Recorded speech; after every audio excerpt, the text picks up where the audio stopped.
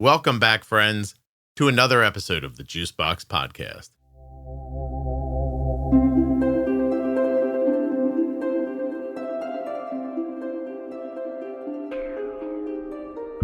Hi, everybody. I'm Amy. I'm 32 years old as of very recently. I was diagnosed with type 1 diabetes when I was 5, and I'm going to give you a little highlight reel. I was born with one hand. If you're living with type 1 diabetes, the After Dark collection from the Juicebox Podcast is the only place to hear the stories that no one else talks about. From drugs to depression, self-harm, trauma, addiction, and so much more. Go to juiceboxpodcast.com, up in the menu, and click on After Dark. There you'll see a full list of all of the After Dark episodes. Please don't forget that nothing you hear on the Juicebox Podcast should be considered advice, medical or otherwise. Always consult a physician before making any changes to your healthcare plan or becoming bold with insulin. This episode of the Juicebox Podcast is sponsored by the Omnipod 5, and at my link, omnipod.com/juicebox, you can get yourself a free, a free Omnipod 5 starter kit. Free? Get out of here. Go click on that link, omnipod.com/juicebox. Check it out. Terms and conditions apply. Eligibility may vary. Full terms and conditions can be found at omnipod.com/juicebox. Links in the show notes, links at juiceboxpodcast.com. Today's episode of the Juicebox Podcast is sponsored by the Contour NextGen blood glucose meter. This is the meter that my daughter has on her person right now. It is incredibly accurate and waiting for you at contournext.com/juicebox.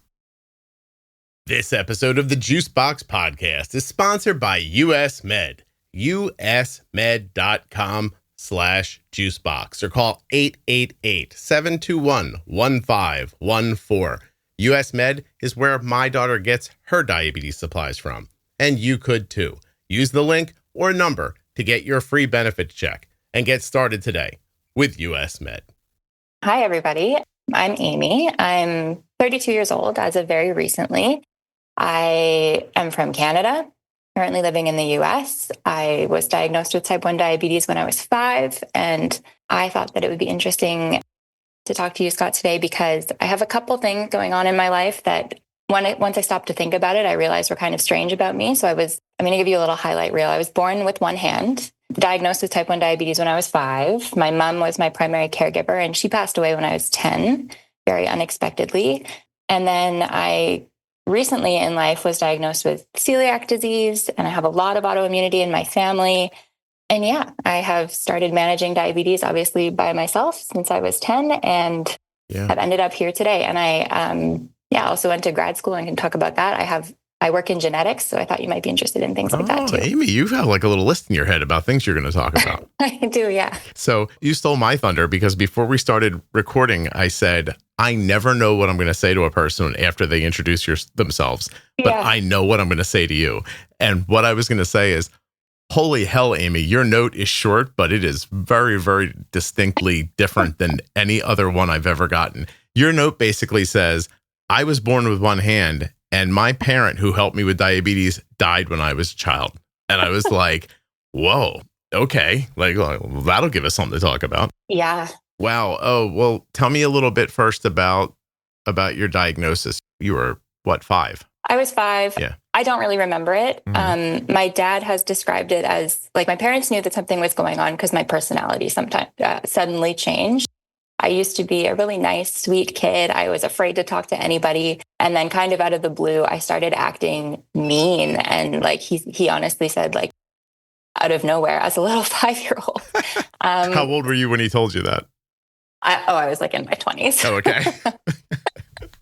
And they were thinking like I had a personality disorder or something. They were going to seek psychiatric help. And then at a routine kind of appointment for my healthcare, the doctor suggested getting some blood work done, and I was diagnosed. So do you have any brothers or sisters? I have a younger brother. And you're Canadian? Yes. So, what's going to be interesting here is that at some point I'm going to very thoughtfully say to you, hey, am I using the right colloquial terms for your hand and everything? But at the same time, I'm going to say stuff that it's not going to feel like I care, but that's not going to be the case. That's fine. I have heard it all pretty much by this point, so go for it. My thought have you ever imagined your mom and dad in a room with the door closed going, oh, good, the one with one hand is bipolar? Yes. I have. Yeah. It's going great, sweetheart. Like, why her? She already has something to deal with. Yeah, no kidding. Oh, so your personality was that off that in his description? Yeah. Mm-hmm. I mean, they take you to a frozen hut somewhere and a witch doctor helps you and then. Exactly. Yeah. What province? Alberta. Okay. Is that? Go ahead. I'm so impressed that you didn't say province. I can't do the same joke over and over again. You know what? Sometimes I look up when we're like a dinner function and I start talking and I can see on my wife's face, she knows what I'm going to say. And I'm like, oh, I gotta rework that line. Also, you live here now or you're here. I do. Yeah. Mm-hmm. So you're not really Canadian. You bugged out. Exactly. Yep. Have you been here long enough that you're mad at us or mad at Canada right now? Oh, it's a toss up. It depends on the day. Yeah, it really does. And I've only been here a few months, so I think it's still kind of undecided. Oh, okay. Awesome. Yeah, well, maybe we'll see you protesting at a car dealership soon. My question was going to be, is your province the one that starts with like regular and NPH or no? So I don't really remember. And because my mom was my primary caregiver and my dad has a terrible memory, like I have very little information about when I was diagnosed, what treatment was like. I remember that we had a cloudy and a clear insulin. I don't remember before that. It might have been regular and NPH, but it was pretty old school. That's fine if you don't know. I was just wondering. What's your first memory of how you managed yourself? I really wanted to be able to manage myself. And so I remember taking shots. I think I wanted to be able to go to my grandma's house without worrying about diabetes. And she had to be able to give me insulin. So I forced her to learn how to give me insulin. And she really didn't like to give me shots. So that was a big deal. And I wanted to be able to go to school and not have to go to the nurse's office at lunch. I hated doing that. So I wanted to be able to prick my finger, take my insulin. And I did start doing that really young, like maybe grade 5. Oh, wow. Mm-hmm. And that was out of necessity. Like you wanted to be more autonomous. Yeah. Mm-hmm. Okay. Oh. Have you been strong-willed like that your whole life? I think so, yeah. My dumbest question, I'm saving for later. Okay, go for it. No, seriously, I have to save it for later. You and I don't feel... That's fine. Because people right now won't feel like you're comfortable yet. And they'll be like, I can't believe you said that to her. Later when I say it, it's going to be hilarious. I just wanted everyone to know. Okay. Pumping as a child or no? No, I was also super opposed. I mean, so this is going to the strong-willed thing. I guess the answer is yes, because they described a pump to me and I was so violently opposed to the idea of anything being attached to my body. And then when I was a little bit older, I realized that I guess at the time when I was quite young, I thought that the pump was automatic and gave you insulin without you having to think about it. And I was still violently opposed. And then when I was older, I realized that's not how pumps work. And I was even more furious that they would suggest that to me. You were like, first of all, I'm not wearing that damn thing. Secondly, I'm not letting it make all my decisions for me. Wait, do you mean they don't make all the decisions? What a piece of crap. Whoa. Exactly. Yeah. Have you been angry your whole life? Maybe. Yeah. Subtly, you know? Okay. I guess I don't know how to ask this. Like when you're born with, it's a congenital, what do they call it? A congenital deformity? A congenital, how do I say it? Honestly, I don't know. It's the weirdest thing. Nobody ever really described to me what happened or what it was called. Mm-hmm. I was just born without my hand and my parents acted like it was normal. I mean, I'm sure I've thought about this so many times, but I'm sure that when I was born, they were like, oh no, 10 fingers, 10 toes. She doesn't meet like that basic criteria that you want for every single baby to have. I thought maybe you thought your dad was like, hey, look in there. Something didn't come out. No. And they didn't know before I was born either. Like, I guess the technology at the time wasn't good enough that they could see that I didn't have a hand. So it was a total shock for my poor parents. Yeah, in Canada. Sorry. But then my whole family just acted like it was normal and it became normal. They adapted everything for me. Like they were so wonderful at just letting me do everything I wanted to do and figuring out a way that I could do it. Yeah, wow, that's awesome. Did they treat the diabetes the same way? I would say so. Mm-hmm. Did it do the same thing for you? I think definitely, yeah.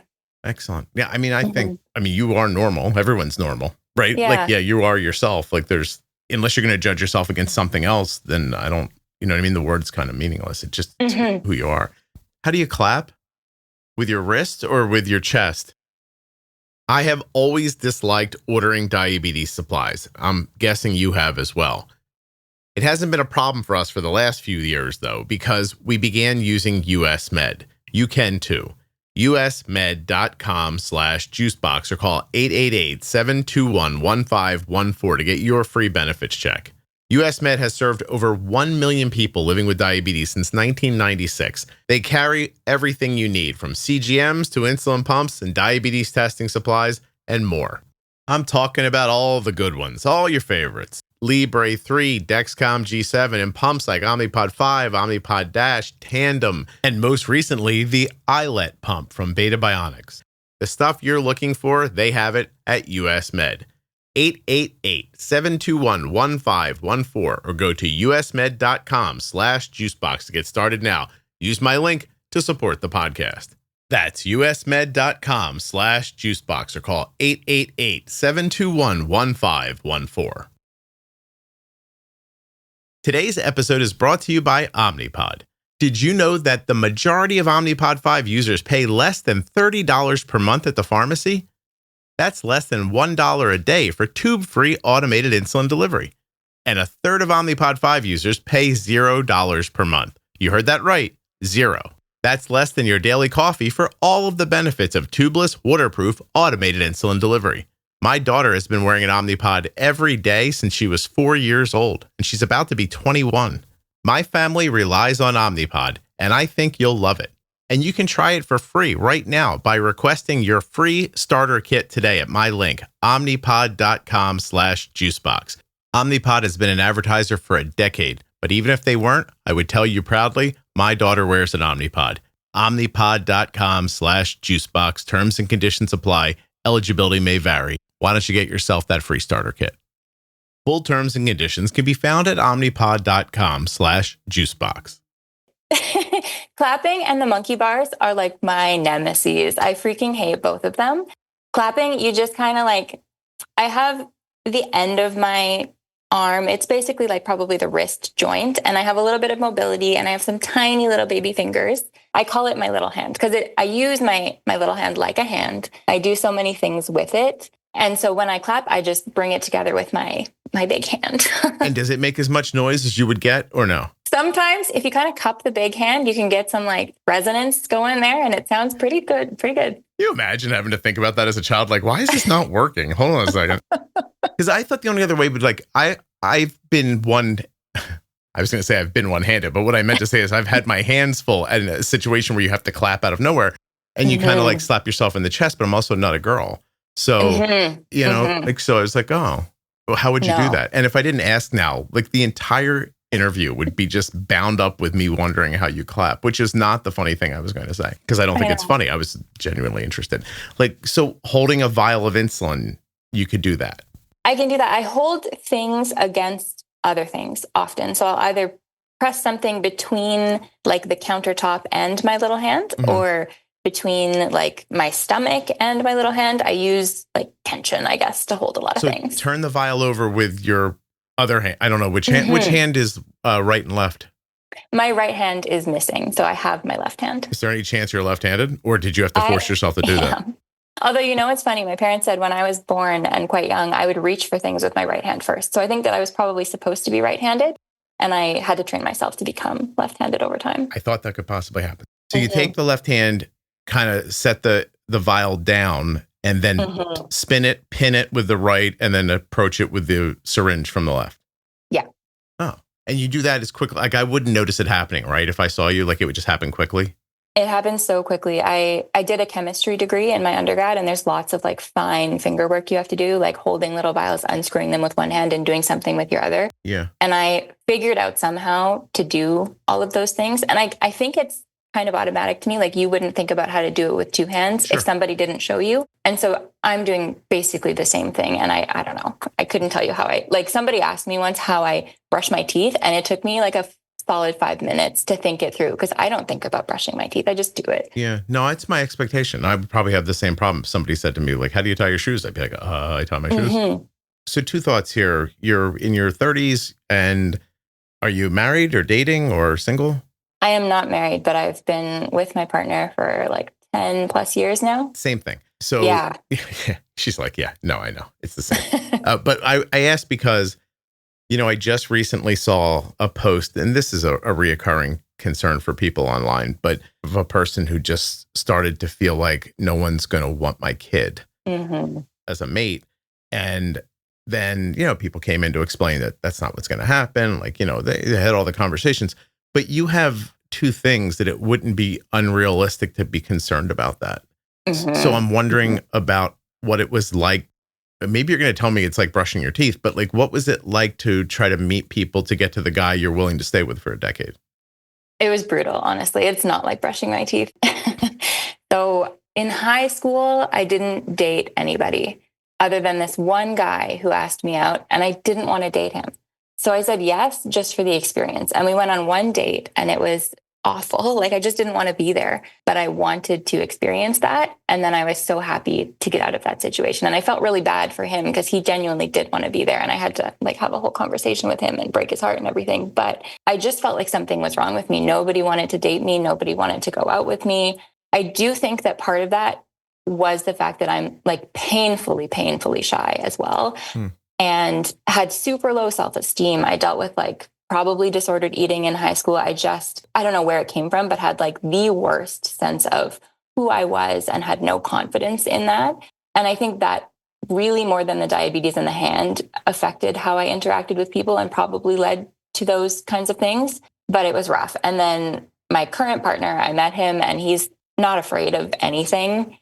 He kind of just accepts things and moves on with it. And I think that enabled him to see past all of those things that I had going on at that time and still want to get to know me. So I won't say that it was easy. And I think it just kind of happened that I met the right guy at the right time. And you liked him. I liked him. Yes. Yeah. No, I'm well, listen, what you just said is deep. Like you rolled right over it, but no one was asking, and you wanted to have that experience. And then finally someone asks, and it's not a person who you're interested in. Yeah. That's tough. You know what I mean? How soon after you got into the car did you think I shouldn't have done this? I knew like while we were on the date the whole time. Oh, that sucks. And then you told him? No, I didn't say it like that. Like, he was very, very nice. And we were friends first, which made it even worse. I kind of just said, like, I'm really sorry. Like, I'm not in a place right now for this to be something that I can do. And I was like 17 at the time. I couldn't deal with that. It was too much. Amy, it probably took that kid 2 years to ask you to go out. You know what I mean? I know. Oh, that's not you. I'm not saying, I'm just saying, like, oh. He messaged me like years later, and he was still upset about it. And I was like, oh my God, I'm so sorry. Be like, listen, man, I got a couple things going on. You probably got off light. Just, like, let it go. It's super not you. It's actually 100% me. I have so much going on. You should have just said, like, when you were 17, you didn't give off good insurance vibes. So no. I mean, he's Canadian, so it wasn't a concern, but still. Yeah, I understand. Oh, you'd still be in Canada, though. Yeah. So did you go from 17-year-old date to 25 and not date anybody? Or did you date people in there before you found this guy? No, no dating. Wow. Was it lonely? Yeah. I mean, I had lots of friends, which was great. And I threw myself into school. I did so well in school. Because this was not a choice. No, yeah. There were guys you liked, you wouldn't ask out. And then there were guys that didn't ask you. Is that right? I think so, yeah. And since that time, looking back, I've realized that there were guys that were trying to maybe ask me out. And I didn't pick up on it. Oh, because you just didn't have the confidence to believe they'd be asking? Yes. That's how I got my wife. I like way outkicked my coverage. You know what I mean? Right? Like, I had one guy friend, and I went over to his house for dinner with his family like 5 times. And it never occurred to me that he was maybe interested. Would you have been interested in him? Absolutely. So I'm sorry. By the way, this is your life. This is not my fault when I ask these questions, okay?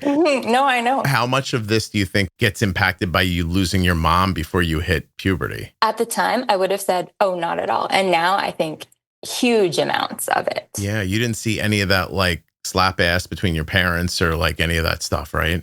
Yeah, no. Yeah. Oh, gosh. You didn't get to see your dad be warm to your mom or vice versa or anything?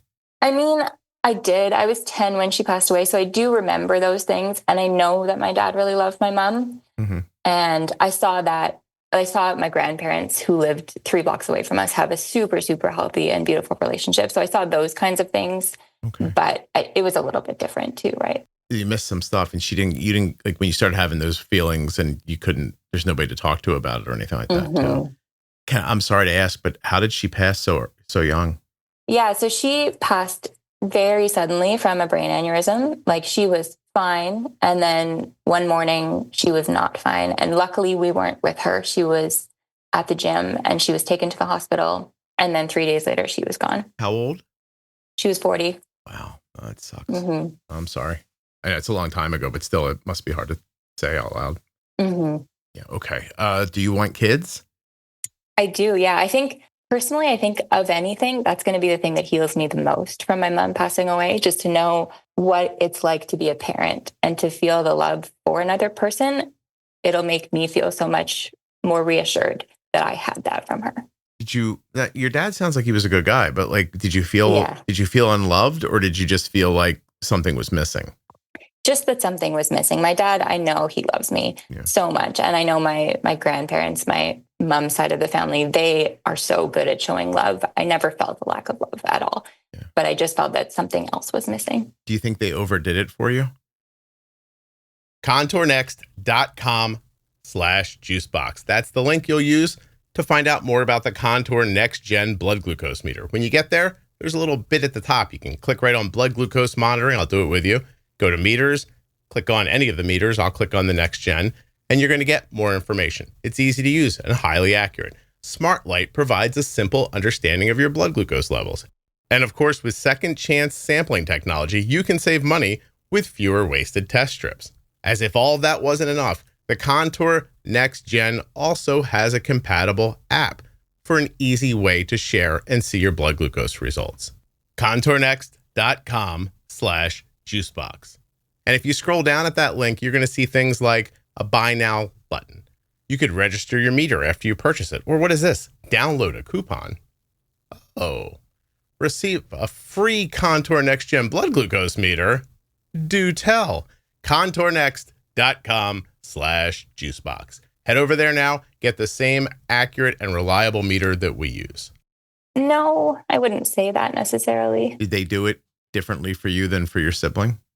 No. That's nice. I got extra from my grandmother for being adopted. And I realized in hindsight that my cousins didn't like it. Yeah, but I didn't know that at the time. And actually, that's interesting because my grandparents, the ones who stepped in, my mom's parents, after she passed away, they have an adopted son, my uncle.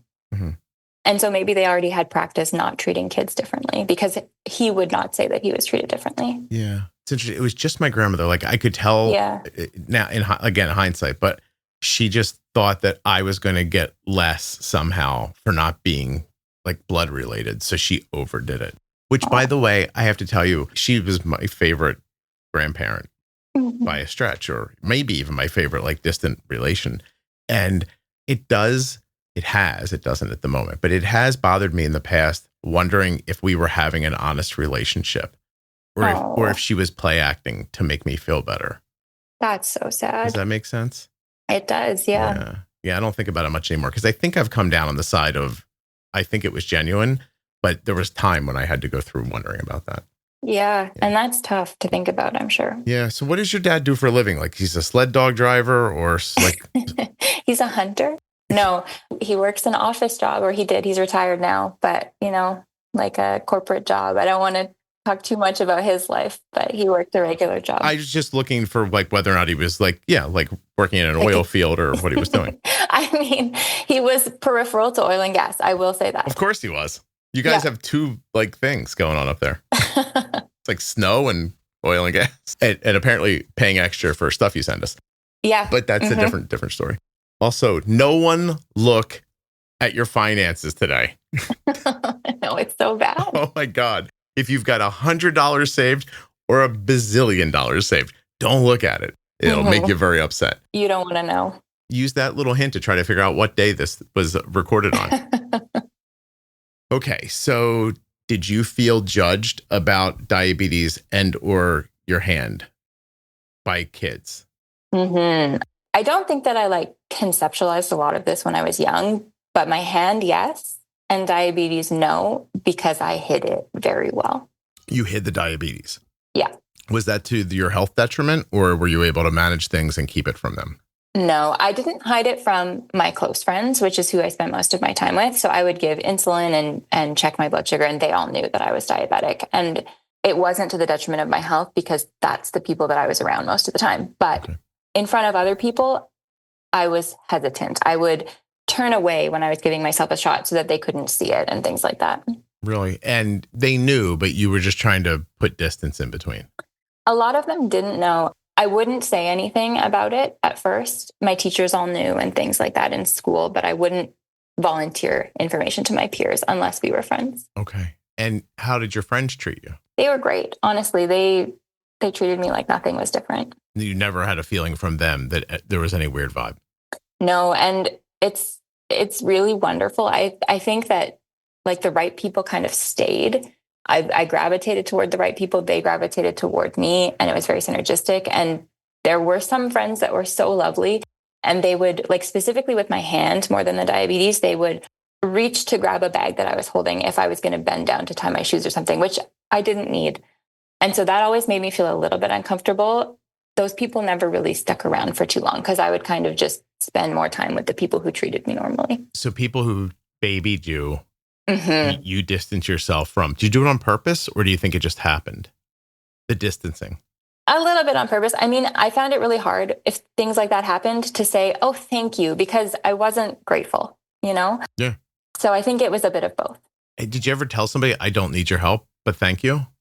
In a nice way, I'd be like, oh, thanks so much. I'm fine. Oh, yeah, that's not the same. No. Also, you're young. Like, it's difficult to be direct like that.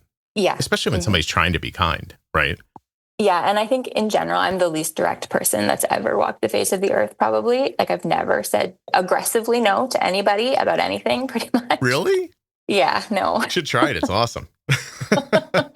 That's my current goal. I need to be more assertive? Not aggressive, assertive. There we go. Yeah. Are you too Canadian, or is it not Canadian? It's you.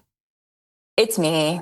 I think it's made worse by the fact that I'm Canadian, but it's something deeply within me. I listened to an episode that went up recently with a Canadian, and she said sorry. And I kind of, I jumped into sorry for a second, and then I was breaking the word down. And I said, what's interesting about that is the way you say the word makes you sound like you're apologizing while you're apologizing. Like it's like, oh, I'm sorry. Like almost like stretching it out like that. I don't know. Like it adds emotion to it. Like I am really, really, really sorry about this. People here will say, I'm so sorry all the time. When you're sorrying, you don't have to sow the sorry. You know what I mean? Like it's like saying very much a lot. It is. Yeah. So it is a little like baked in, but it's also you. And you felt like you didn't have a lot of self-confidence growing up. When does the self-confidence come? Has it come yet is the question. Oh, I thought maybe you got it when you found the boy. No, I don't think so. As much as he would like to take credit for that, I do not think that that's what happened. Do you think he would take credit? Oh, maybe. Listen, I've done that to my wife. I just want to be clear. I'll be honest, right? Like my wife had a couple of troubles, and like, you know, she was directed one way by her family and she was young, and I had a different way of thinking. And so I was able to interject that. You know what I mean? Like I was able to say, if I was you, I'd be like, I'd stand up for myself here, or I would say no to that, or like that kind of thing. She didn't have it in her either. For her, I think it's because she was Catholic and she was dominated a little bit by her parents. But do you have any of that? No, super non-religious in my whole family. No religion. No religion. There was some before. My grandparents grew up with religion on both sides, and on both sides, they kind of said, that's enough, and raised my parents non-denominationally, I guess non-religious. And I was raised like even further away from religion. Okay. Hold on a second. I have to answer Arden, and I'm going to tell you why. We are trying to help her with, she's asking me what time a thing is good. After 11. She's setting up an initial appointment with a hypnotist. Oh, okay. To try to help her with her anxiety around needles. I've been listening to you talk about that recently, and I'm super interested in that, actually. Yeah, we're down to like, this is the last thing we can think of. Yeah, it sounds really difficult for her. Oh my God. So the best that we've come up with so far is that someone sits next to her. Yeah. She gives them her non-dominant hand, and then she blocks the injection site with her dominant hand, and then works herself up to move her dominant hand over to the handhold, where someone has to grab her hard enough that she doesn't feel like she can break away. Oh. It's really terrible. And that's so sad. It's a terrible struggle. So like, as you're watching this happen, you're like, my God, like, this can't be forever. You know, like we have to figure out a way around this. And, you know, I mean, it's gotten down to the point where like, I've joked with her. I'm like, do you want to try weed or something? Like, what's like, I don't care. Like, you know, like what will help you? And she's like, no. Like, she feels like she's going to conquer it, but I'm like, I don't think that's how this works. So we're going to try this. She's going to try to go to a person who's just going to kind of like get her into a relaxed state and try to make her feel more better about it. I joked with her. I was like, I'm going to send that guy a list of things he could talk to you about while you're hypnotized, but I won't. But, you know. Do you think if she was not diabetic that this still would have manifested? I mean, probably not, right? Like, how often does like an average person get stuck with a needle? No, it's just not a thing. Yeah. And even if you hate it, what do you do it every couple of years for blood work or something like that? Yeah, Arden, I mean, listen, Arden's had blood work done every year since she was 2. Then you throw in the hypothyroidism. So then it's probably happened more than once a year. And then they give you a medication and they're like, all right, well, look, we'll draw your blood. We'll do the meds for 3 months. We'll draw it again. So now you're doing it 3 times a year. You start getting smart about telling the doctor, hey, can you draw the other labs while you're drawing these, please? You know, it's terrible. Yeah. I have so much like hatred for just going to the lab to get blood work done. And the fact that you have to wait, like I avoid that for months and months and months, completely irrespective of a needle phobia. So I can kind of relate in some ways. It sucks, right? Yeah, it does. So now I am doing something I never thought I would do. I'm typing a credit card number into my text so she can complete this intake form. Give me 1 second while I send the 3-digit code from the back. There we go. Awesome. While I'm making the podcast. Also, I'm so good at this point. I probably wouldn't have had to tell you I was doing it. No. I'm really getting better at this. Like to the point where like I found myself the other day, somebody was talking and I was like, oh, I wonder about something completely different. And I started researching it and still talking to her. And I'm like, oh my God, I might be getting better at this again. So too good, too powerful. Well, you know, more like Oz though, because once you move the curtain, you're like, that's what's happening. Never mind. And there's a gecko in the room? Yeah. Well, I appreciate the joke, but it's a chameleon. Oh, I'm sorry. I really don't know the difference, nor do I really care. I wouldn't imagine from being from Canada that you've ever seen one. No. Yesterday, I was wearing, this is crazy, I was wearing light colored socks. There are 2 colors that he hates. And so I didn't have shoes on. I was making the podcast. And I looked over at him while I was talking. And he is like defensively hiding behind something, staring at me. And I'm like, oh my God. So in the middle of the podcast, I said to the person I was talking to, I'm like, I'm so sorry. I'm so sorry. I'm like, but I said, I have to put my shoes on quickly. They put the shoes on and the chameleon was like, oh, thank God, whatever that is isn't going to kill me. And then he went about his business. So much better. It's hilarious. Everyone should get a chameleon. I actually believe that. Really? Oh, they're so awesome. For me, it's a perfect pet. Do you have pets? I grew up with a dogs. Yeah, that's to pull the sled. Of course. Yes. You need at least 6, right? 6. That's what I've been told. Why'd you want to come on the podcast? Like, because you have such it's such an interesting setup, and I do feel like you've been impacted by it. I have. Yeah. I really would just like you to, as much as you're comfortable, just sort of open up about what it's been like to have these 2 different difficulties. It's honestly been strange. I think growing up and becoming more aware of who I am in the world, I've realized how much they've both impacted me, as has not having my mom around. And I just went through so much of my life kind of pushing through, muscling through, like I have to do well in school. I have to go to university. I have to do the next thing. Okay, I'm not getting a job. I guess I'm going to go to grad school. I have to do well at grad school. I have had these goals put in front of me that have made it very easy to ignore how I'm feeling and how I'm navigating the world.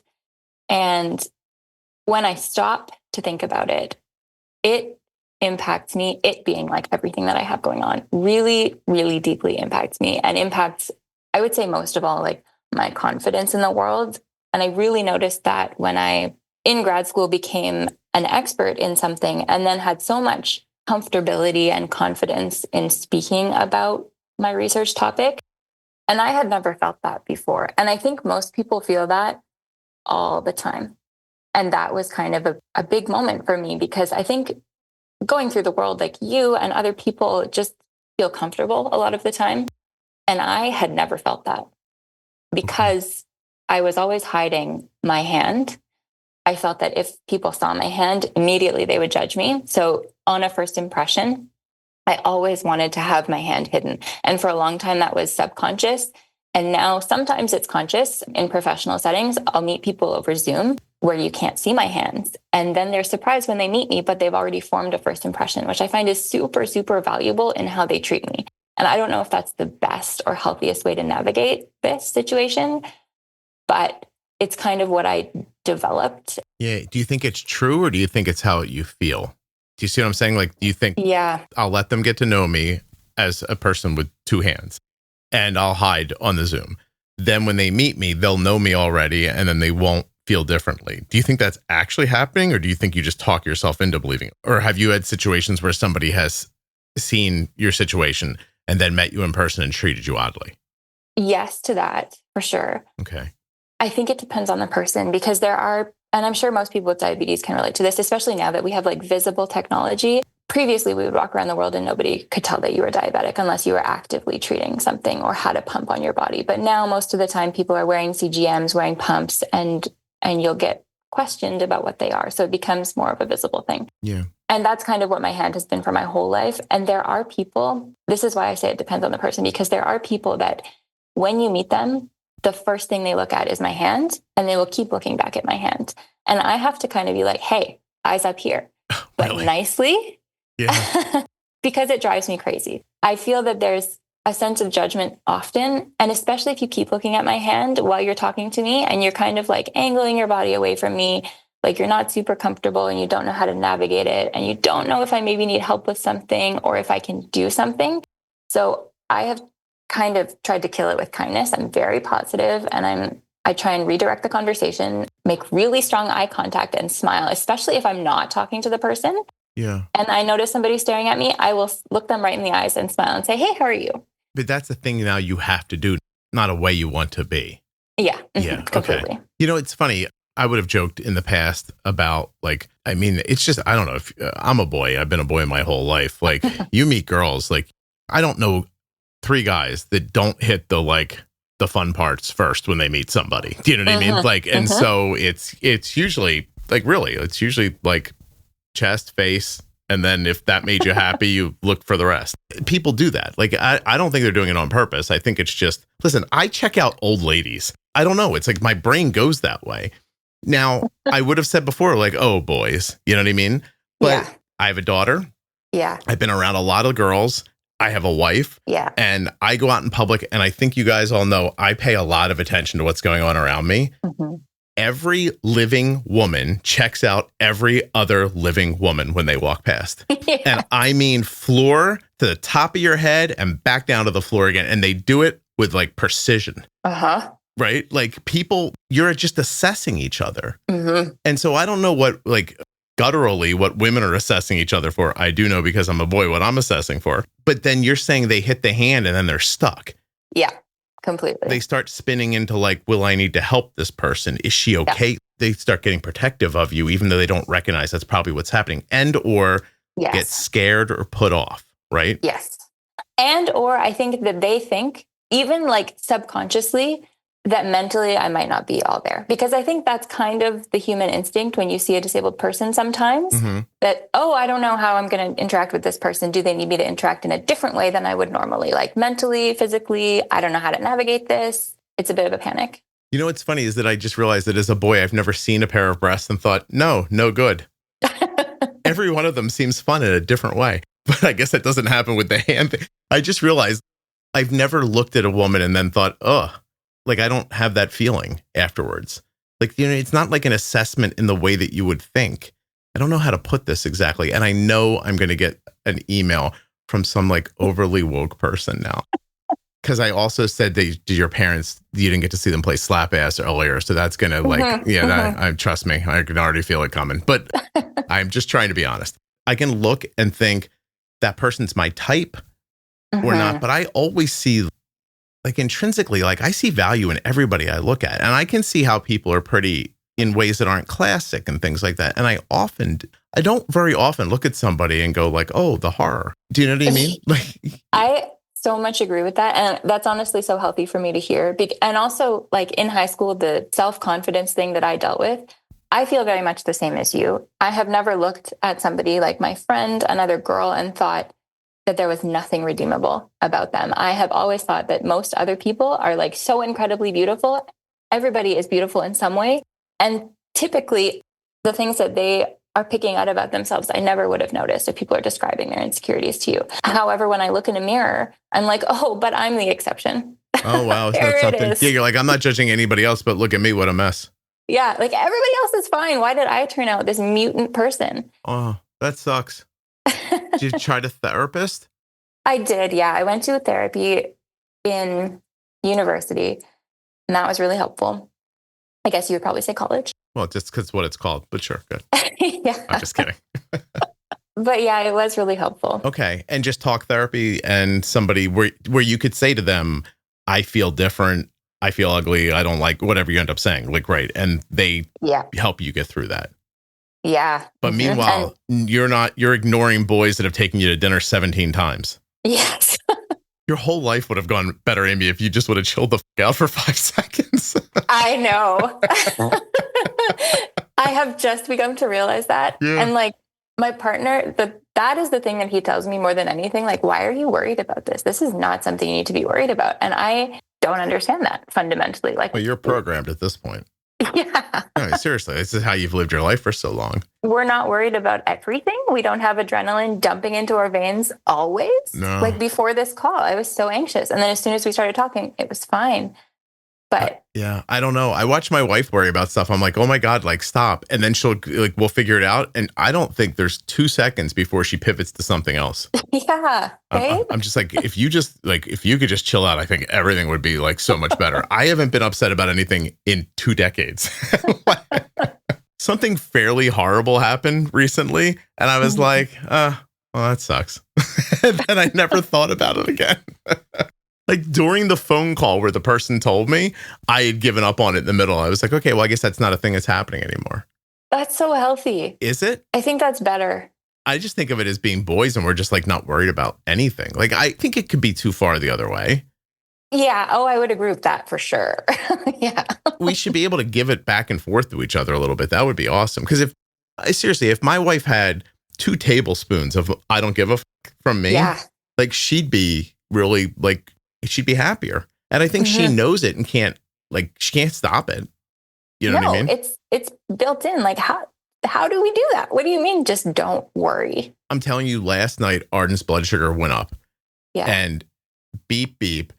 And before I could orient myself, my wife, in the most asleep and scared tone, is Arden okay? What's wrong? Is everything okay? What's wrong? I'm like, oh my God. I'm like, I don't know. I'm not awake yet. I'm like, hold on a second. And she's not awake either. But like half asleep, having been asleep for 4 or 5 hours, she heard beep, beep.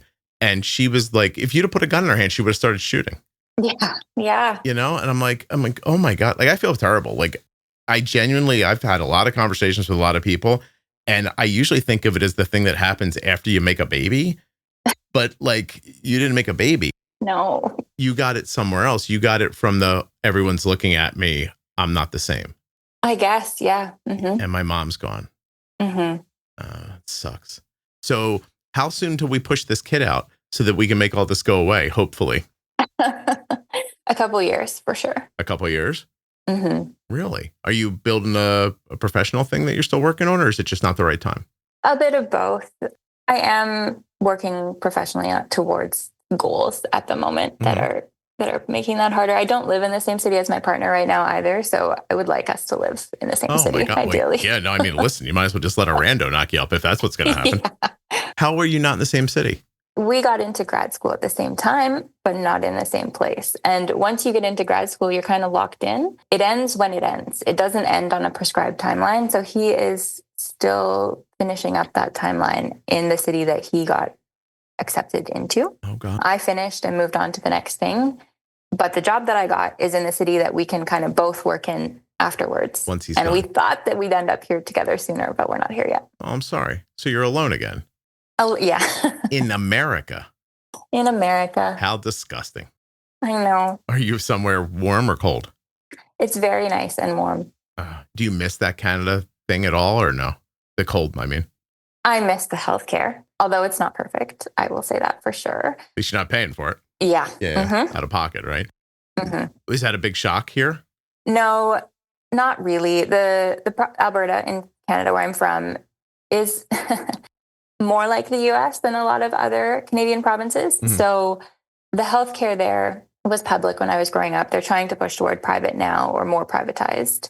So that kind of is familiar to me anyways. And like when I moved to grad school, I had to navigate switching insurances. And as a student, you have horrendous insurance. So even though you can see a GP or an endocrinologist for no cost, and you would maybe pay a small copay here, prescriptions are not fully covered. Yeah. And if you have terrible insurance, they're covered even less, which I did for the majority of my adult life and have. So you've been paying for insulin and stuff really hard. Mm-hmm. Yeah, it's hard.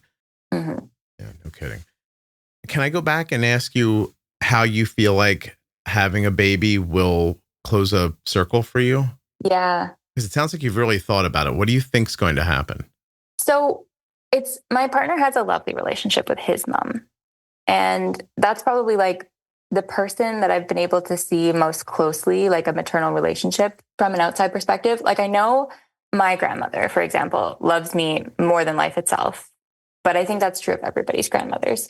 The maternal relationship seems just so lovely. I don't know what that's like, but it's like this unconditional love, thinking that you're like the best person ever. Your kid is the best person ever. And also that it's just like this sense of connection. Mm-hmm. And I don't have that. And my dad is lovely. And like, I love him so much, but he's not a warm, fuzzy guy at all. Oh, okay. He's very reserved. And I do not doubt that he loves me, but he doesn't show it in the ways that I guess that maybe I needed as a kid. Yeah. He shows it in other ways. And I think having a kid and just knowing what that feels like from the other side will give me like the certainty that my mom felt that for me when I doubted that a lot growing up. Okay. And so you're going to try to complete her job almost. Like, Yeah. do what you think she was going to do if she was there. Mm-hmm. And then, oh, that's nice. And once that happens, you'll be comforted to know that I'm probably like my mom, and this is how my mom was going to treat me. Mm-hmm. I think so. Can I ask what happens if you're a parent? What happens then? Oof. Then we don't think about it ever again. Then heroin, Scott. Never mind. You're ready to be a parent. Your life situation is stopping you. Is that right? Yeah, I think so. I think like maturity wise, I still have a ways to go just wrapping my head around that idea. But yeah. How old are you again? 32. Oh my God. Maturity wise. Because you've been in school so much? I guess. Yeah. Yeah. I mean, I feel like I'm behind everybody. Because you want to get out in the world and let the world shit on you a little bit and see if it keeps you down. Yeah. And like, I've never made money. I would love to like be financially a little bit more relaxed. Yeah. Things like that. There's a question. Does that put you into a panic? Not. Fascinating. That you found the thing that I'll panic about. I know. Yeah. I think that my education has set me up really well. I really lucked into what I do. I think that I can get a job that will pay me very well. Okay. So I'm feeling pretty confident about that. I'm still kind of in a transitionary career stage. So it's getting better, but it's not fully realized yet. It's kind of like when doctors do residency right after med school. Like they know that they're going to be a doctor in a prescribed amount of time. I'm in the same stage of my career. And in Canada, I didn't have to take out student loans for grad school, and you get paid for grad school. I was able to survive without going into debt. And I've just never felt like I had more than enough. I had just enough. Just enough. Listen, I grew up very broke. I still, like, if I'm walking, I see a nickel on the ground and other people walk by it, I'm like, what's happening? Does no one else see this nickel? My God. And I bend over and I pick it up. I'm like, this is mine now. I don't. Yeah. So I guess my situation gave me the thing that I panic about. Yeah. Yeah. I always feel broke, actually, Yeah. no matter what happens to me. So, yeah, I think that I will too, probably. yeah. I'm not wealthy, but I can't stop trying to provide, that kind of feeling. Like, because I felt like nobody was providing for me when I grew up. Like, everything was like, can you believe there's food? Can you believe we have a place to live? Can you believe the car moves? Like, you know, like everything was just like such a, I can't believe we're getting this done. Like, you know, Yeah. I know it was a long time ago, but my mom used to grocery shop with $40 a week. Yeah, that's crazy. Yeah, right. It was really something. So, and now you literally can't go into a place and get lunch for less than $30. It's ridiculous.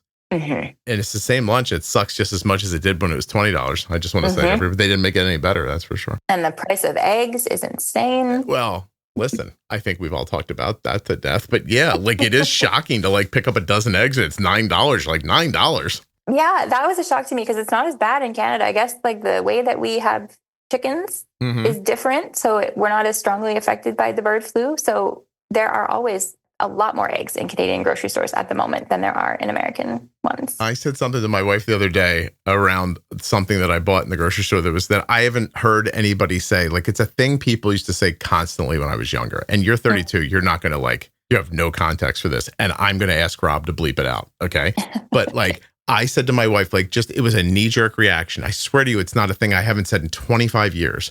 I bought this thing. It was so expensive. I said to my wife, is it going to me too? And like that's how expensive it was. And she laughed and she said, I haven't heard anybody say that in a very long time. And I was like, I haven't been prompted to say that in a very, very long time. It just used to be a thing that I heard broke people say to each other because no matter what they spent money on, they didn't have any, there was nothing extra. You know what I mean? Like, so you almost wanted your thing that you were doing to like have like multiple uses or like that kind of thing. Anyway, I know it's crass and it's 2025 and probably people don't talk like that anymore, but I blurted that shit out the other day and I was super, it wasn't contrived. Like, do you know what I mean? Like, I wasn't like, oh, let me say something throwback and weird. It just came out of my mouth. I was like, oh my God, this is so fucking expensive. So anyway, it makes me very upset. I love that you're not worried about that one thing. I know. Yeah. Like I am, but not on a level that it concerns me daily. That's insane. That's the thing. That's the craziest thing you've said since we've been talking, just in case you're wondering, to me at least. That's really something. I'm going to ask a really difficult question. Because you didn't date much, do you ever feel like I didn't date enough? No. I think it would have been fun. But at the same time, no, for some reason. I'm the kind of person that has a few close friends and I like it that way. So I think that dating a million people, I probably would have had a similar experience, like date a few people. I'm also pretty loyal, so I don't know how that would have worked out. Like I may have dated somebody and married them if I started dating them in high school. And that was not what I wanted. So where do you think that comes from? Oh, because everybody that I know did it. And I was like, why? Oh, really? Oh, that's interesting. So I was guessing, but obviously your answer's much more useful. I grew up in a divorced household. So when people argued, like I used to get very upset because I thought when we argued in my new family with my wife and my kids, that meant we were all going to disappear out of each other's lives. And I was wondering if you thought like if you could find somebody you'd hook onto them because your mom, I know your mom passed away and I know it has nothing to do with her, but it still feels like she left you, right? It does in a lot of ways. Yeah. Especially the craziest thing is that I was so afraid for some reason. In the couple of years before she died, I read this book series called Heartland, which is now a major show. The major premise of the show is that the mother dies at the beginning. And I should not have been reading that book at 8 years old. And so it really hit me. And I was so worried that my mom was going to die for years before she did. And she promised me that she wouldn't. And that really, really wrecked me when she did pass away. Oh, I just want to say, Amy, it just wrecked me too. Yeah. I still find that hard to talk about. No kidding. Oh my God. Oh, so it's just like everything else. Kids, at some point, kids come to their parents and they say, just so you know, Amy, this is going to happen. Yeah. If you get to it soon enough, you'll be young enough to be able to hear them when they say it. But they'll be like, am I going to die? They ask you at some point. And then you tell them with the same confidence you told them that Santa Claus is real. Mhm. You tell them like, no, absolutely not. You're going to live a long life. You're going to be super healthy. Mom and I are going to live forever. Like, it's a thing you say because they're so young that the truth of, I don't know, it's hard to contextualize it at that point. Yeah. So that happened. You read a book, you went to your mom and she said, no, I'm going to live forever. Yeah. Don't worry about it. You're going to be really, really old when I die. Yeah. And I was like, okay, perfect. Or 10. And or 10. how did your dad handle it? Oh, my poor dad. I don't know, honestly. Like, I had never seen my dad cry before that point. Yeah. And I've seen him cry so many times now. I think it's really good because he is quite an emotional person. So I think it's good that was something he was able to express, like the sadness to us kids. Yeah. I think it really devastated my family. And my grandpa passed away recently, like when I was an adult. And so now I kind of have a different perspective of it because I know what people mean when they say, oh, your mom loved this, or, oh, she would have been so proud of you, because I don't know, would she have? But I know what my grandpa would have thought about things now because I knew him as an adult, Oh, so you have context now for all those things that people tried to comfort you with about your mom. Mm-hmm. Oh, that's lovely. That's nice. When's the next time you'll see your dad in person? Probably in a couple months. Would you consider telling him that a podcaster told you that you wished he was more openly warm towards you and give him a big hug? You know what's funny? My partner, we were at my dad's house for dinner one night and we left and I was just so sad about something. I don't know, one of the millions of things that I'm sad about in life. And he turned the car around, my partner did, and we went back home and he said to my dad, you need to give Amy a hug because she's really sad and you hugging her would make her feel better. And she just needs some support. And he did. You were shocked by that? Like as it was happening, you're like, this old man ain't hugging me. Is that what you... I was like, he's never going to understand. He just thinks I'm overly emotional. But he just gave me a hug. And I know he would if I asked. But I also just felt like he was dealing with so much, like both administratively, when somebody dies, it's a nightmare. Yeah. I just went through that with my grandpa and I did everything for him. Right. And so my dad had to do that while having 2 kids. My brother was a baby. He was 6 years old. Jeez. We had a dog. Like my mom's whole side of the family who lived in the same city as us was absolutely decimated. So they weren't really like able to help other than taking care of my brother and I. Mm-hmm. I do not know how. And my dad got like 6 weeks off of work or something. And then he had to go back to work. I don't know how he did any of this at all, to be perfectly honest with you. So I just felt like I have to kind of deal with whatever's going on in my life because everybody else has enough going on. I need to handle this. So you're protecting everybody. Mm-hmm. I see. I mean, and then there's all that time he's got to raise those little fish to give to the penguins and everything too. So absolutely. It takes forever. Yeah. So you feel like you saw your dad emotional for the first time. He was overwhelmed. And so you're going to be strong for him. And then while he's being stoic and you need him to be comforting, you're not going to ask him for that comfort because you think he's already doing everything he can. And I did ask him several times, but I just felt like I needed more. Like I needed infinite comfort and I didn't always have somebody around for that need. You still feel like that right now?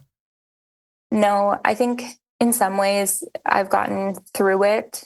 Yeah, it still hurts, obviously, but I don't feel exactly that way anymore. Yeah. No, I mean, you said your mom at some point, and I almost cried because my mom died. I know. I mean, my mom was in her 80s. Like, you know what I mean? Like, and I'm talking to you. I'm like, I got no right to be upset here. And then I thought, oh, God, that's what you were doing for your dad. You're like, I can't be upset here. He's upset. Yeah. Yeah. We should all just be upset. It is sad. When you were talking about your mom on the podcast, I was crying right along with every episode. It was so touching. It's part of my skill of making people cry that I've never met before. Yeah. Sorry. Mm-hmm. And advocating for her and her health at the end of life with the different cardiologists and things that you were discussing, like it was just so, it meant so much to me to hear that from another perspective too. That was really healing to me in some ways. Yeah. Did you feel cheated while you were listening to it? I mean, I always do. One time when my dad's mother passed away and he was sad and I laid into him and said, you have no right to be sad. You are like 50 years old. I was 10 when my mom died. You need to get over it about something. Like, and that's obviously not fair to say to him. How old were you when you did that? I was like 14. Oh, yeah. It wasn't fair. Oh, no, what are you going to do? You're 14. He understood you didn't know, I would imagine. Yeah, for sure. Mm-hmm.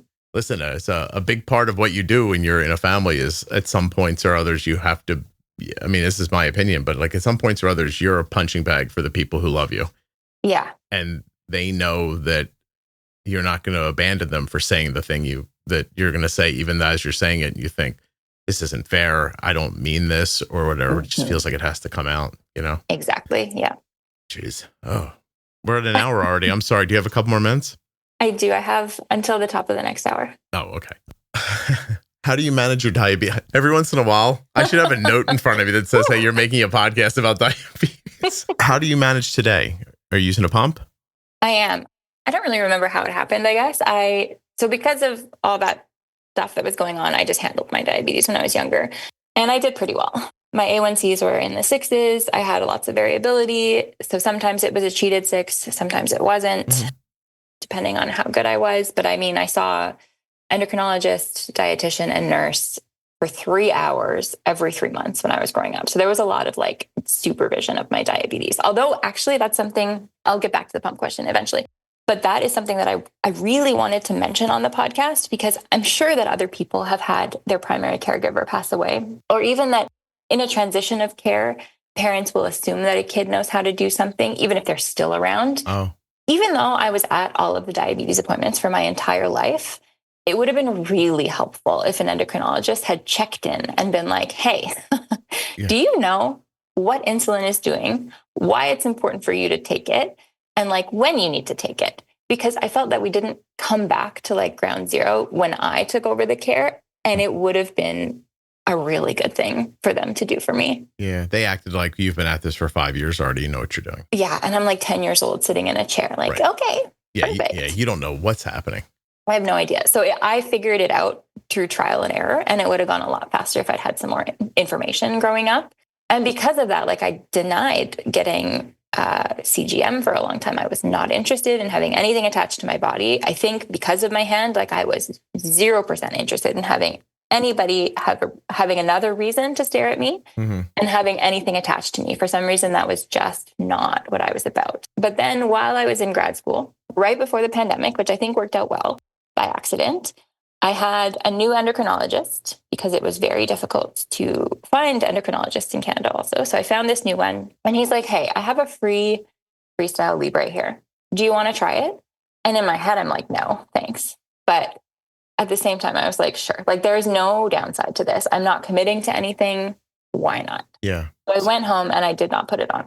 Put it on the shelf and moved on with my life. Because why did you not put it on? Because I still didn't think that was going to be that helpful to me, because I really could feel my blood sugar. I knew when I was climbing. I knew when I was falling. I would check my blood sugar. I would meet my expectations. So I was like, what is this going to do for me? Really? And I would have to navigate getting it covered with insurance. And I had just gone through that with insulin. It took me like 2 years to fight through the student insurance, and it was a complete nightmare. So I was just kind of not interested. But my partner is an engineer. And so he was visiting me like probably 2 months after this happened. And he's like, oh, well, why don't you put it on? I've read a lot about them. They seem great. And I was like, no, I don't want to. So he made me watch a YouTube video of this girl putting one on, and it looked like feasible. So we did it. And I thought the needle stayed in your arm. So I freaked out. And after I put it on, I was like, oh my God, I can feel the needle. I can feel the needle. I don't like this. I want to take it off. And he's like, the needle's in the thing here. I see it right here in the inserter. Yeah. Like, oh, okay. Maybe it doesn't hurt as much as I thought.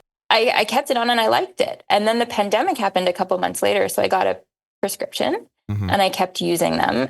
And because I had so much time on my hands, I was at home working remotely. I could check my blood sugar like 45 times a day with this thing. And it didn't alert me when I was high or low, but I kind of already knew that anyway. So that was okay. But immediately I could see the value in it just for like post-meal things, timing of insulin. It was life-changing. I sent Arden a graph last night. I texted her. I'm like, hey, you've got to do something about this. And she's like, I am. And I just sent her a graph and I was like, it's been like this for 9 hours. Are you? And then I realized by her response, she didn't know that. Like she had been having an issue and addressing it, and then going and living her life. She's in class. She was doing a bunch of things, then addressing it and then addressing it. But I knew what was wrong. Her site was old.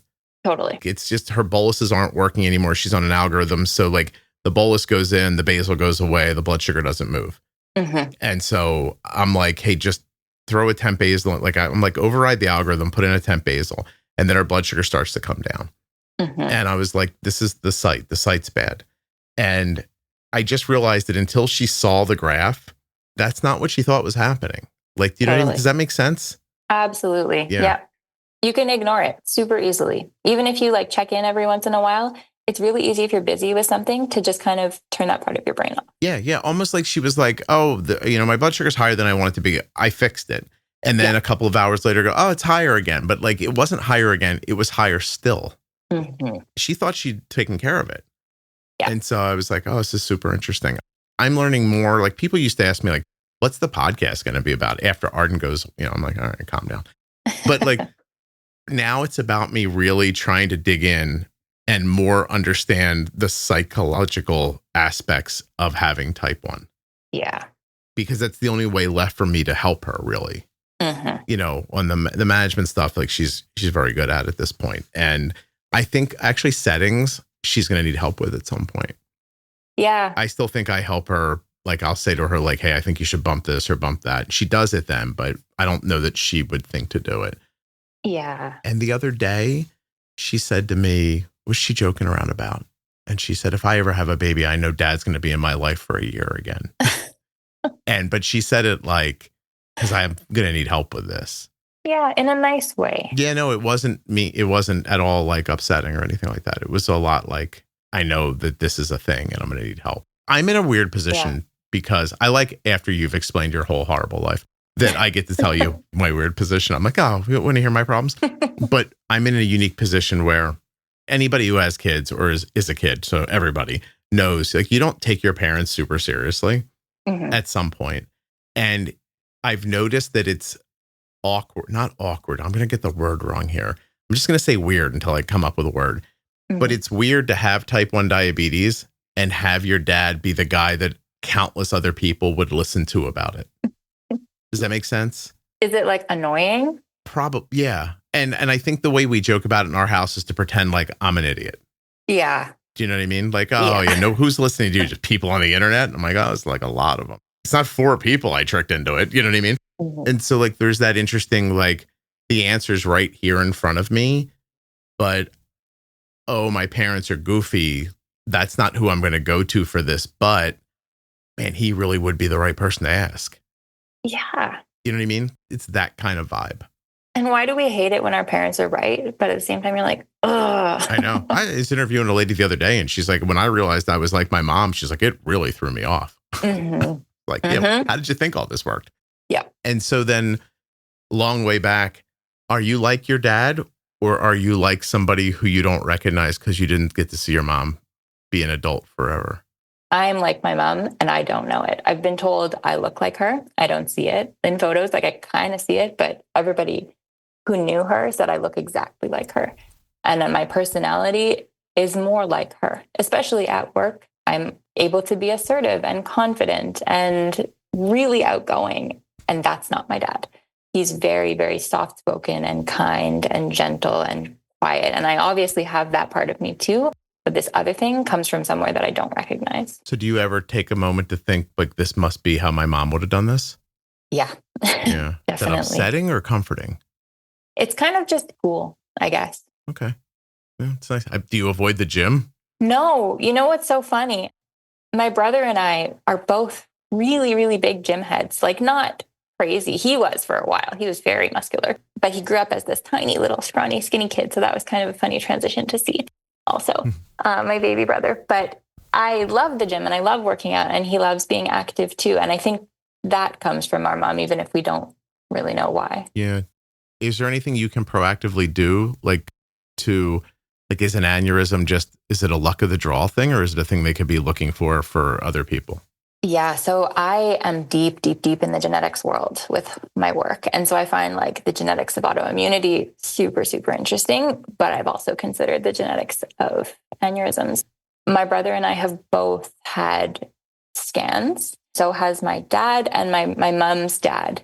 Right after she had her aneurysm, my dad, even though he's not genetically related to my mom, let me just clarify that, and her father both had scans to make sure that they did not have any underlying like brain aneurysms that would burst, just because we can't be leaving these kids with even fewer people kind of deal. And my grandpa, he did it to know if it was genetic, because sometimes it is. Okay. It didn't appear in him. So we had pretty good evidence that it wasn't genetic. And there was no family history at all. So again, really good evidence that it wasn't genetic. But when I was about maybe 20, my GP, who had been with me since birth, he knew my mom, he knew the whole story, suggested that I have a scan. And I was so terrified. My dad went with me. They did contrast. And then I got the results 3 weeks later and I was clear. Oh, well, that's awesome. My brother has also been cleared. Okay. It's not a thing you have to worry about. I'm still. Well, I know you're going to worry. I've been listening to you for an hour and I know you're worried about it, but is it, you don't need to worry about as far as they can tell? It's a thing that I'm thinking less about. I think in a decade or so, I'll get another scan just to make sure nothing's popped up, but it's not top of mind. Okay. Well, that's good. Mm-hmm. Do you do anything to try to worry less? Because like, it's not lost on me as I'm listening to you that I don't know a lot of ladies that are like, oh, I'll have a baby and then I'll probably worry less. I know. Yeah. It's not lost on me either. Don't worry. You're incredibly like introspective. Yeah. You seem to know yourself really well. I think it's because I'm quiet. I'm more comfortable thinking than I am speaking. So I spend a lot of time just thinking. Oh. Do you find that comforting or is it torturous? It can be either, depending on the topic, for sure. But I do think that it's helped a lot, obviously. For stress, I work out. I find that the most helpful. Also, just talking to therapy is really helpful. I don't have anybody right now that I'm seeing, but in the past, it's been extremely helpful. And I'm considering going back and talking to friends and sharing with friends and just being like really radically open and honest with people is very helpful. Yeah. I agree. It's awesome. Is there anything we haven't talked about that we should have or anything you feel like we missed? I was really actually hoping that we would spend the full hour talking about the genetics of autoimmunity, but that is okay. Seriously? Yeah. How come you, I was going to say, how come you didn't speak up, but you told me why. Yeah. You're not going to push me, huh? That's not my style, unfortunately. Take 5 minutes and tell me top line. What do you wish? No. Can I also I have this this thought that I've had in my head, not related to that at all. I'm listening. I love the podcast. And my favorite moment on the podcast, I just wanted to bring up. Go ahead. You were talking about actresses and who you thought your favorite actress was. And you said pregnant Kate Winslet. Yes. I just found that so funny. I laughed out loud wherever I was. Like, I have never laughed harder at a podcast. And then you went into like specifically why. And I was just crying laughing. And I love the podcast because of how supportive it is for the community, but also because there's moments like that built into it. Oh, awesome. Yeah, I don't know. Like, I think pregnant ladies are hot. Just really funny. Also, I would love to know your middle name. That's another like podcast lore thing. You can go fuck yourself. I'm not telling you that. And you know what's really funny? Actually, I've been mentioned on the podcast before, even though I've never spoken to you. How's that possible? So you talked to a girl who, her name was Morgan. She was from Interior, BC, and she had a really unsupportive family. She was on the podcast like itself maybe a couple months ago. So you probably talked to her like a year ago. But she was working and my boyfriend went into the store where she was working to buy a battery. And he noticed her CGM and she said like something about diabetes because he's not shy at all. And he said, oh, my girlfriend has diabetes. She's in the car. She should come in and talk to you. And she was kind of like, okay, whatever. And he came out to tell me that. And I was like, oh my God, like, what did you do? I got to go talk to the girl at the store where we got the bat. All right, hold on. Yeah. Like, really? Okay, fine. So I did. And then she ended up on your podcast because I told her about your podcast and about, I guess, a book, Sugar Surfing. Yeah. So that's so funny. So while you're being forced to chat with this girl by your boyfriend, which by the way, I wish we did have a lot more time because I feel like it's super interesting that you went with an engineering guy after your dad wasn't very emotional, but it just felt like a weird road to go down. I didn't want to split up your relationship. No, that's all good. He drags you out of the car. Was it cold? Was it one of those like... It was summer. It was hot. It was warm, but I was still like, are you serious? So now you're back in there. You're like, oh, all right. Now you're acting because you don't want to do this, but you have no ability to tell anybody no. Mm-hmm. You're doing that, having the conversation. You tell her about the podcast, about sugar surfing. She ends up on the podcast, then tells that story. Yeah. It was so crazy. I didn't know at first who she was exactly. And then she was like, oh, talking about where she lived. And I'm like, oh, that sounds really familiar. And then she told that story. And I was like, no way. Oh, that's crazy. Awesome. Look at a little full circle thing here.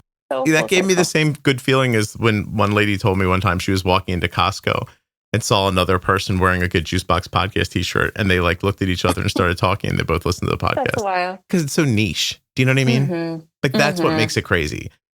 Listen, there's millions of podcasts that are registered, but probably only about 800,000 that actually put out an episode at least once a month. Mm-hmm. And of those 800,000, you guys have heard me say this before, like 86% of them don't even do enough downloads to like sell an inexpensive add-on. So like my point is that there's maybe 850,000 podcasts. You've probably heard of about 200,000 of them is my point. Mm-hmm. That one of them is about like type 1 diabetes, and that people bump into each other and are like, hey, and then end up listening, like being listeners. That freaks me out. I know. Yeah. That freaked me out a little bit too when I heard her on the podcast. No but it kidding. also was a nice feeling. Yeah, she's talking and you're like, oh my God, this is me she's talking about. Mm-hmm. Look at me bringing people together. Mm-hmm. Yeah, I mean. And this is also not related to autoimmunity. Just, I guess the only thing I'll say about that is that it's really interesting. There's a lot of genetic underpinnings and all the autoimmune diseases go together. And it's really cool. And they tend to predominantly affect women. And I could speak for hours and hours and hours about that. But does anyone else hear Amy setting herself up to be invited back on the podcast? Is that what you're doing right now? I'm not honestly, but I think it's so interesting. And every time you bring it up, I'm like, I wish I could scream through the headphones the answer to some of the things that you're asking. But Amy, you should be pushing me to do that. You should be like, hey, you should really consider having me back on to just talk about that. Well, I'm happy to if you want to, but I also respect the structure of the podcast. Say it. Thought you should have me back on the podcast. I know so much about genetics. It would make your brain spin. I think you're right, actually. And I'm sorry that I didn't realize that and put that all together. Although, in fairness to me, dead mom, one hand, diabetes, you had to know which way this was going, didn't you? No, but do you know what? When I first was like, maybe I should reach out, I was like, why would anybody want to hear from me? I'm just seriously a diabetic person. Yeah. Oh my God. If you just would have sent an email that said dead mom, one hand, diabetes, I would have recorded with you the next day. And I think I rescheduled twice because the first time I was defending my PhD the day after we were supposed to record. And I was like, I can't do that. Yeah. And then the second time, my grandpa had died the day before. Oh, I was sorry. like, I also can't do that. So I finally made it. Oh, it's awesome. There's been times where people haven't shown up and I'm like, I'll send a note and they're like, I'm in the hospital. Yeah. Literally, I had to go to the hospital this morning. And I'm like, oh, okay. Like never. It's one of the things you don't think about, making a podcast with people who have health issues. Mm-hmm. But that's happened more than once. Yeah. As crazy as that sounds. All right. No, listen, you should definitely come back on. First of all, you're good at this. Thank you. You're very conversational. That's so nice. Which is awesome. You have a great sense of humor. I mean, I've just 3 times in a row to test. You said dead mom, one hand, diabetes. You did not flinch. Just give me one example of something you hear that you'd want to articulate. Like people always say, oh, type 1, that's the genetic kind, or you get it from birth, right? And like, kind of yes to both of those questions, but also kind of no. And the intricacies are huge. There's tons. And also the things that like go together, different autoimmune diseases like hypothyroidism and celiac disease. There's a reason for that genetically. And you can explain that Absolutely, I can. colloquially so people can understand it. That is my specialty. I love teaching. I did so many teaching positions in grad school, and I always got told that I was a good teacher. So I would love to try. This is like the one time that I will pump myself up a tiny bit because usually I'm very self-deprecating, but I do actually think that I can do this. All Especially if you have questions, like ask me anything about genetics. And I also studied pregnancy.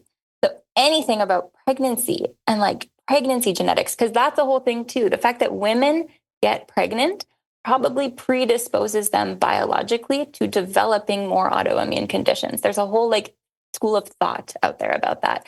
And I would freaking love to talk about it. I don't think you guys are meant to live more than like 20 years. We're not. And we're supposed to be pregnant every year of that 20 years. And if you're not, it's like a problem. And then just fall over and die. Mm-hmm. Yeah. No, listen. So first of all, make a list and send it to me. Okay. Okay. Like seriously. I already have a list. Send me the list. We'll get you back on to record. And Okay. It's funny because right before we started talking, I was looking at, I know I say chameleon like there's one here, but there's more than one. I know. I have this one that's from Yemen. And because of the weather there, they're genetically built to grow quickly. because they have to be born, mate, lay eggs before the weather kills them. Mm-hmm. In the wild, they don't live a full year. That's crazy. Right? And in your house, they live 7 years, 8 years. Wow. And so I look at her all the time and I think she'd be dead in the wild.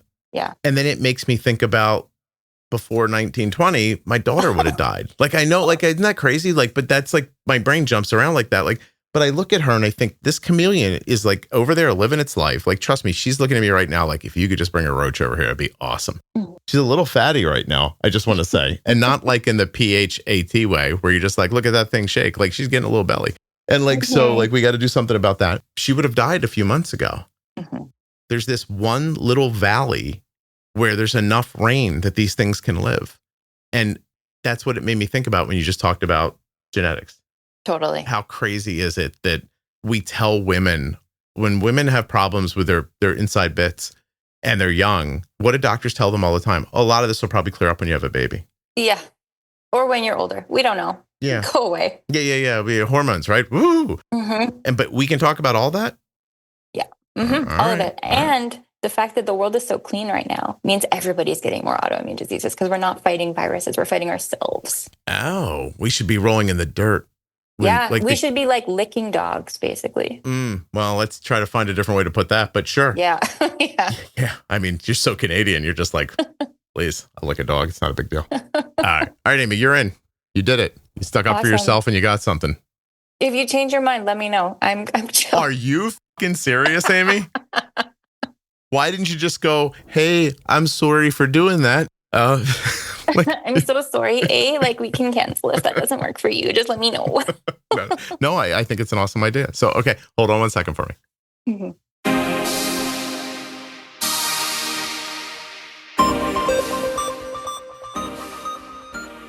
I'd like to thank the blood glucose meter that my daughter carries, the Contour NextGen blood glucose meter. Learn more and get started today at contournext.com/juicebox. And don't forget, you may be paying more through your insurance right now for the meter you have than you would pay for the Contour NextGen in cash. There are links in the show notes of the audio app you're listening in right now, and links at juiceboxpodcast.com to Contour and all of the sponsors. This episode of the Juicebox Podcast is sponsored by the Omnipod 5. And at my link, omnipod.com/juicebox, you can get yourself a free, what'd I just say? A free Omnipod 5 starter kit. Free? Get out of here. Go click on that link, omnipod.com/juicebox. Check it out. Terms and conditions apply. Eligibility may vary. Full terms and conditions can be found at omnipod.com/juicebox. Links in the show notes, links at juiceboxpodcast.com. This episode of the Juicebox Podcast was sponsored by US Med.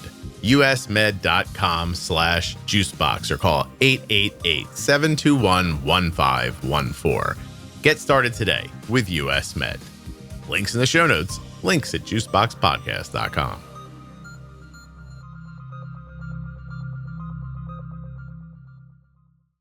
Thank you so much for listening. I'll be back very soon with another episode of the Juicebox Podcast. If you're not already subscribed or following the podcast in your favorite audio app like Spotify or Apple Podcasts, please do that now.